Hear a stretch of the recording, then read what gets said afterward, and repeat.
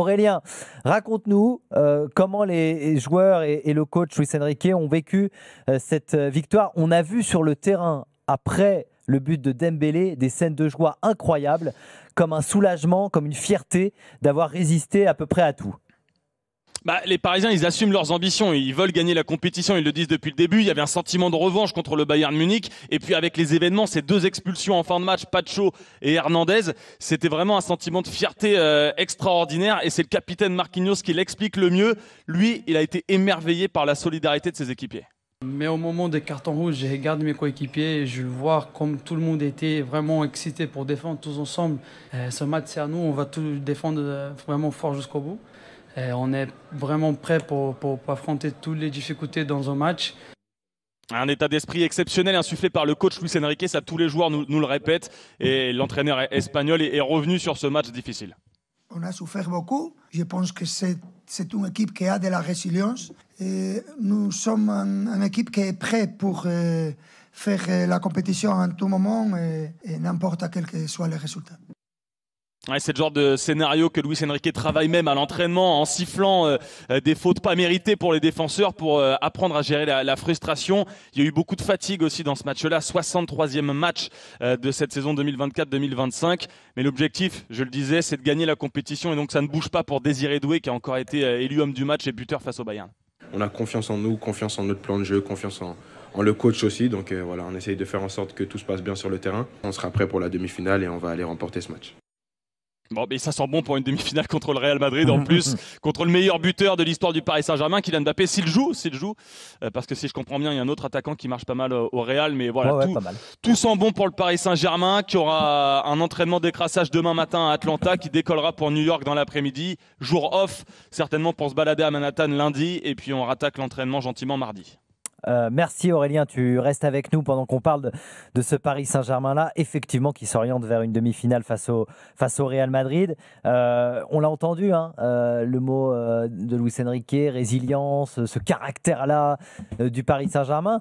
Est-ce que c'est dû justement à ce nouveau statut, peut-être, que désormais ce PSG-là est insubmersible, quoi qu'il arrive, ce statut de champion d'Europe? Non, je pense vraiment que ça aide. Et il y a une réelle prise de conscience après cette victoire en Ligue des Champions. Donc à partir de là, ils se disent qu'ils sont capables de battre n'importe qui. Et ça, c'est très important.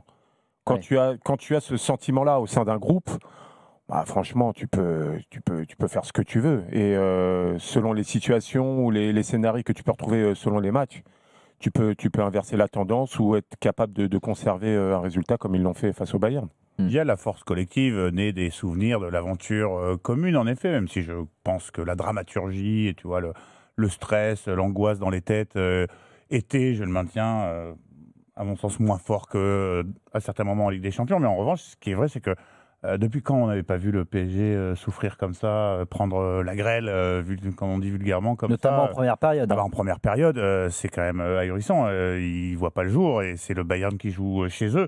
Donc je pense que ça a dû les piquer un petit peu la fierté, l'orgueil, se dire ça fait longtemps qu'on ne s'est pas fait piétiner comme ça. Et puis en effet, faire ressortir des qualités qui, je pense, se sont construites avec leur aventure commune, notamment en Ligue des Champions. Donc la résilience, et puis je pense que l'effet de match en fin de... Enfin, je veux dire, les 2 rouges, dont celui que Luis Enrique considère comme absolument injuste, je pense que ça va les aider aussi pour se focaliser sur l'objectif. Maintenant, en effet, tu es en demi contre le Real, tu retrouves Mbappé, c'est... moins compliqué de se motiver.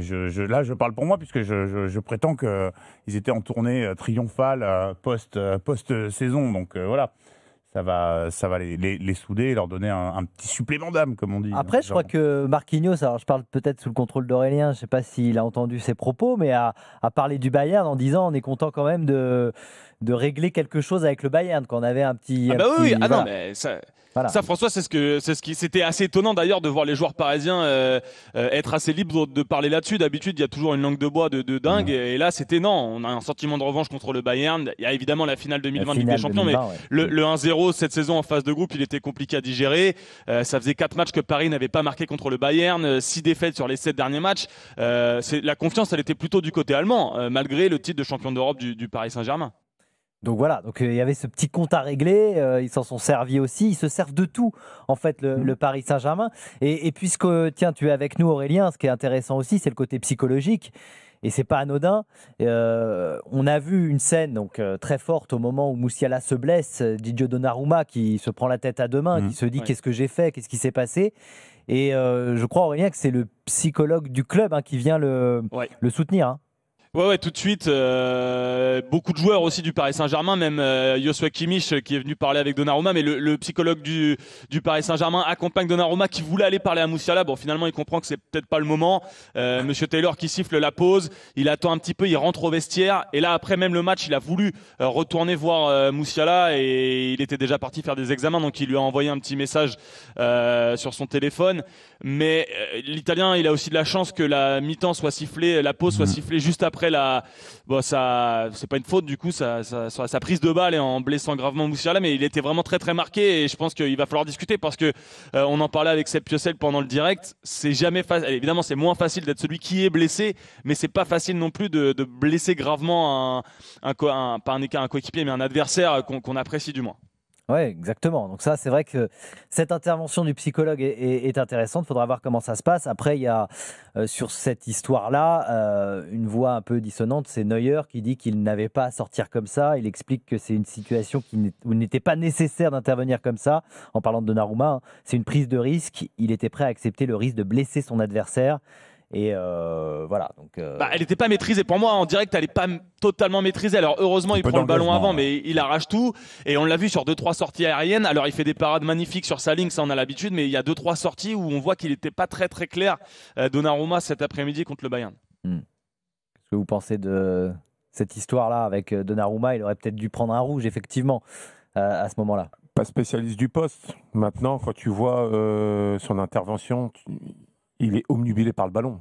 Ouais. Et dès qu'il prend la décision d'y aller, il y a engagement total. Après, c'est vraiment très très malheureux pour Musiala. Maintenant, ce sont des faits de jeu, comme il y en a déjà eu et comme il y en aura encore. Donc, il ne sort pas avec les deux pieds, il ne met pas un tac par derrière, quoi. Il va jouer le ballon et avec tout son corps. En plus, il fait 2 mètres. Il a tout embarqué. Maintenant, il y a un manque de maîtrise, ça c'est sûr. Il y a un petit peu d'engagement. Et puis, c'est Musiala, c'est un des meilleurs joueurs du monde. C'est le danger qu'il représente. Ça fout les boules. Peut-être un peu plus fort. Mais en effet, je pense que je crois qu'Hakimi s'est exprimé après la rencontre aussi pour afficher son soutien. Je pense que tous les Parisiens sont je suis même pas sûr que ce soit Musiala ou un autre. Je suis même pas sûr qu'il aurait changé son fusil d'épaule. Il avait l'intention d'y aller fortement, il y est allé. Voilà. Oui, il y a Pacho qui ralentit un petit peu, qui l'incite à y aller aussi, et forcément il y va comme un gardien. Puis Musiala, il s'y attend pas en fait. C'est dans son dos. Donnarumma, c'est voilà. Après, tout un contexte Neuer, qui fait que il parle en tant que coéquipier de Musiala. Il vient de perdre son meilleur joueur pour toute la saison prochaine. Voilà, on peut comprendre qu'il a un peu les boules. Ça peut se comprendre. Thibaut est avec nous. Salut Thibaut. Bonsoir François, bonsoir à tous. Salut Thibaut. Alors Thibaut, je me souviens de toi lors du tour précédent. Tu étais déjà à Atlanta, tu as déjà vécu la qualification du PSG. Bon, t'es le porte-bonheur en fait. Maintenant, tu vas assister à tous les matchs du PSG. Exact. On verra, mais en tout cas, je te rappelle que la semaine dernière, j'hésitais à revenir pour ce quart de finale. Au final, on a décidé d'y retourner et bien nous en a pris parce que c'était vraiment un match super, beaucoup mieux que contre Miami. J'imagine que le fait qu'il n'y ait pas 4-0 à la mi-temps, déjà, ça a aidé un peu au niveau de l'ambiance. En plus, il y avait des supporters, un groupe de supporters de Bayern qui avaient fait le déplacement, donc ils ont mis l'ambiance. Et il y avait aussi quelques supporters, un groupe de supporters de Paris aussi qui étaient de l'autre côté. Et c'était pas beaucoup, mais on les entendait un peu quand même. Et du coup, grosse ambiance dans le stade. Alors justement, puisque tu parles de l'ambiance quand même, Thibaut, on en parlait juste avant la pause de ce qui s'était passé pour Donnarumma qui avait blessé Musiala. D'ailleurs, on a des informations à donner sur Musiala qui fracture du péroné, voilà, et plusieurs ligaments ont été endommagés. Le joueur qui pourrait être absent entre 4 et 5 mois en fonction de sa récupération. Voilà, c'est les dernières informations du quotidien du journal Bild. Oui, quand il y a eu cette blessure, à la reprise du match, Donnarumma a été sifflé par le stade. T'as senti ça aussi? Alors c'était un peu bizarre. Moi j'ai vraiment senti un changement d'ambiance entre la première et la deuxième période, où la première ça restait quand même bon enfant, chacun chantait pour son équipe, etc. La deuxième c'était un peu bizarre. Alors déjà, moi j'étais de l'autre côté en fait, donc j'ai pas trop vu ce qui s'est passé. En plus, j'ai envie de me plaindre de ça parce que nous on n'a pas de ralenti dans le stade, c'est assez frustrant par rapport à la MLS où tu vois vraiment tout, même la VAR, etc. Ils te montrent tout. Alors juste là, Thibaut, sur ce ralenti-là spécifiquement, la blessure de Moussiala, on l'a pas eu non plus à la télé, hein, parce que comme la blessure est vilaine, ils n'ont pas voulu repasser les images.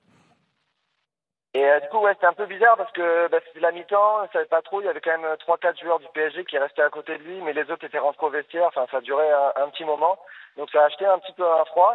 Et c'est vrai que Donnarumma se faisait siffler au retour, alors moi au début je comprenais pas trop, parce que pour moi s'il n'y a pas faute, de toute façon, comme c'était une situation de pénalty, il y aurait eu la VAR et ils auraient sifflé faute s'il avait vraiment fait quelque chose de mal.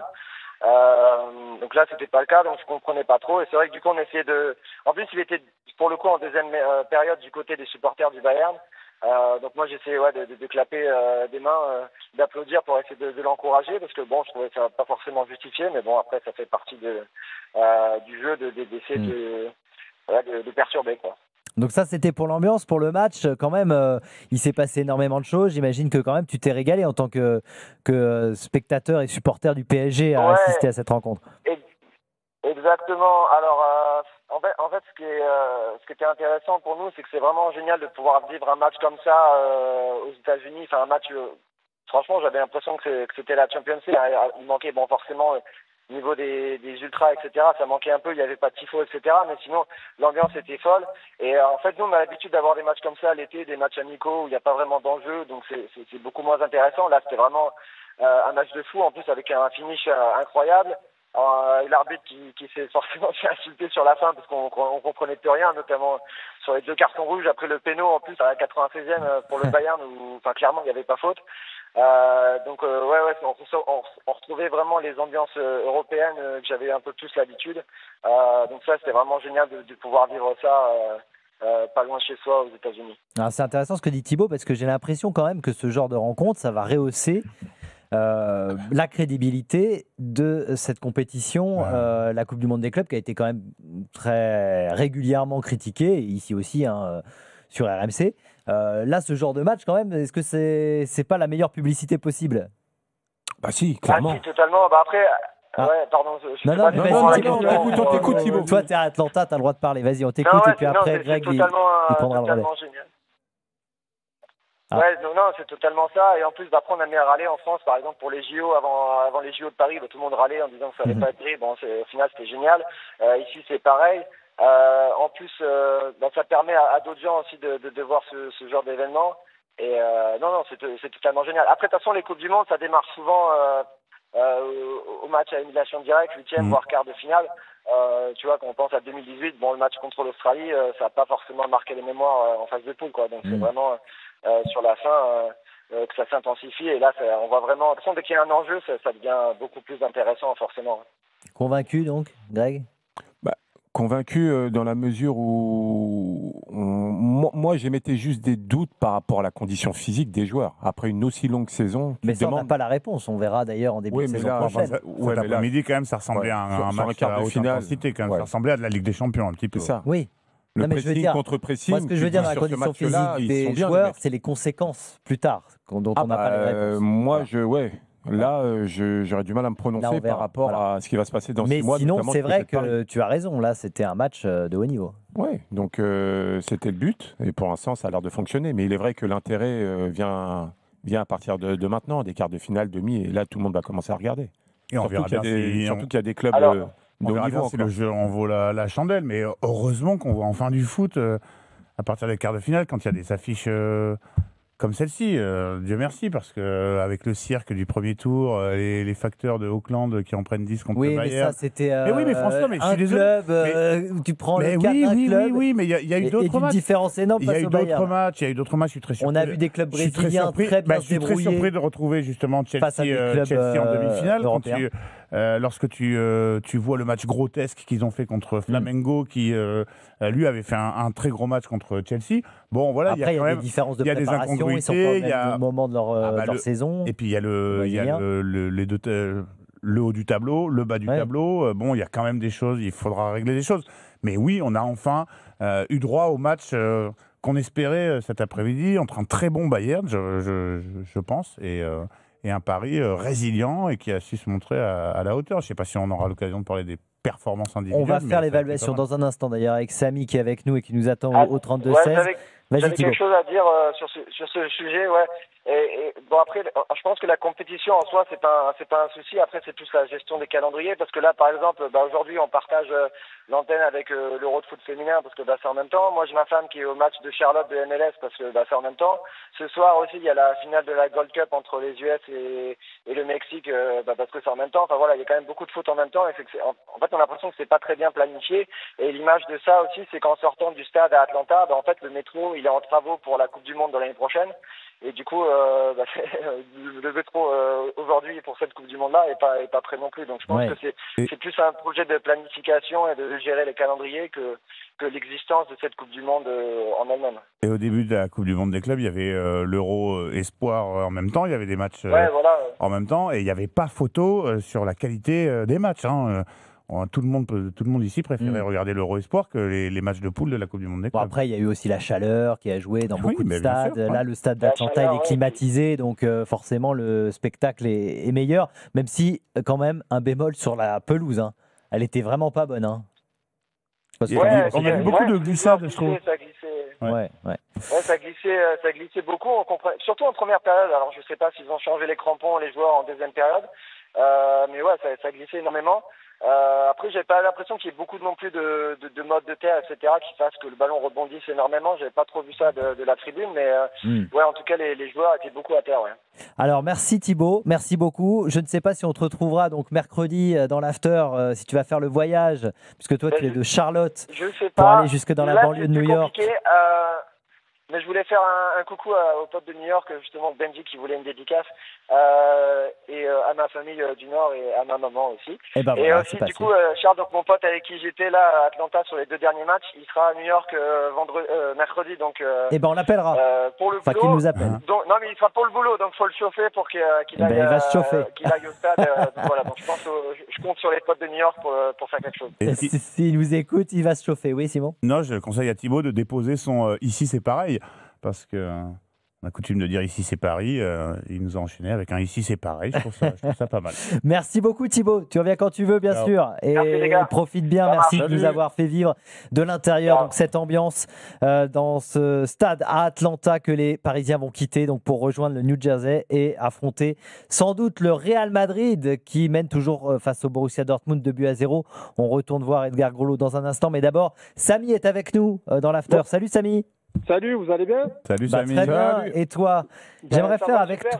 C'est ma première dans l'after. Ah, super Samy. Écoute, bienvenue. C'est gentil, en général, merci. ça se passe bien. En plus, tu es bien entouré avec Greg Pesley, Simon Dutin, tout va bien. Justement, on voulait faire une évaluation avec toi du match. Je crois que tu voulais revenir sur le collectif avant tout. Et après, on pourra parler peut-être des individualités aussi avec toi. Exactement, moi je voulais parler du collectif. Moi j'ai rarement vu une équipe avec autant d'assurance. Franchement, ils sont forts en phase de gestion. Quand ils ont le ballon, ils sont forts en contre-attaque. Franchement, ils m'ont impressionné ce soir, Paris. Il n'y a rien à dire. Même à 9 contre 11, ils te plantent le deuxième but. Franchement, ils m'ont impressionné. Physiquement, tactiquement, ils ont été au haut niveau. Vraiment aussi maintenant, on a un très très bon gardien. Je pense que c'est maintenant l'un des meilleurs au monde, Donnarumma. Là, on a retrouvé vraiment le Donnarumma de l'Euro. Même si sur certaines sorties, oui, voilà, c'est toujours des fois un peu limite. Et je voulais juste aussi souligner qu'il y a eu PSG Inter 5-0, PSG Atlético 4-0, PSG Inter Miami 4-0, PSG Bayern 2-0. C'est une équipe qui prend pas de but et qui en marque beaucoup.